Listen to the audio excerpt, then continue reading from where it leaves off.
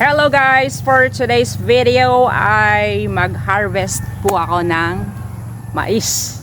Ayan guys. Sa mga Bisaya dyan yung nakakaintindi ng mananggi.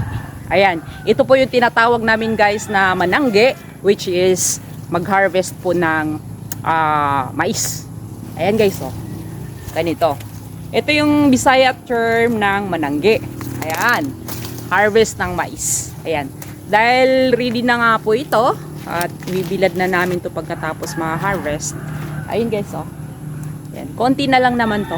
Kasi yung nandun, tapos na din. Kaya ito na lang dito banda. Ito guys, lumaki kasi ako talaga na ito yung bigas namin. Bigas na mais. Oh. Ito yung kinalakihan namin. Simula pa nung maliit kami, ayun, nagpa-farming na talaga. Yan, oh. Yan, puti siya dito. Yung doon sa kabila, yellow corn. Yan, ito. Puti siya. Yan. Ito, pag ibinibilad namin to, tapos hinihimay-himay namin, tinatanggal namin yung butil. Tapos ngayon, pag okay na, papagiling namin. Ayun na, yung balat nito, yun yung pagkain ng baboy. Tapos meron pang yung bigas, tsaka yung may maliliit pa talaga na parang powder, yung parang fine. Yun na. Gagawin namin suman yun. Napaka-healthy po ng guys, mais. Sobra. Hindi ko siya may pagpapalit dun sa may yung bigas talaga natin na bigas yung puti, yung parang yung palay. Yun. Kasi guys, ito yung kinalakihan ko eh. Although na yun nga, gano'n na rin yung pagkain ko, yung mga bigas na yung bigas talaga natin na palay. Dun. Kaso may time talaga na hinahanap-hanap ko yung pagkain ko dati.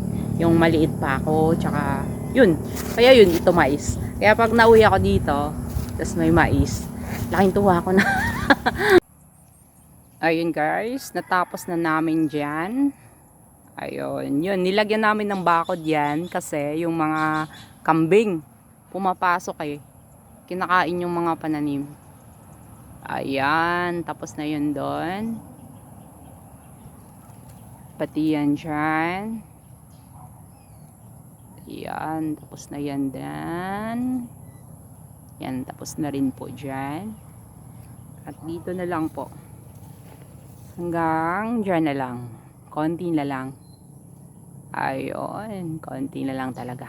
Ayun. Ganun lang guys. Yan.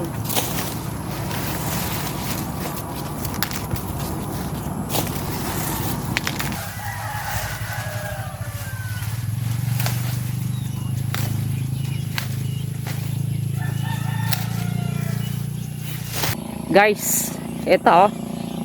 Yan. Ayan. Oh. Sobrang sakit nito sa balat. Pag masagi mo yan, ay sobra.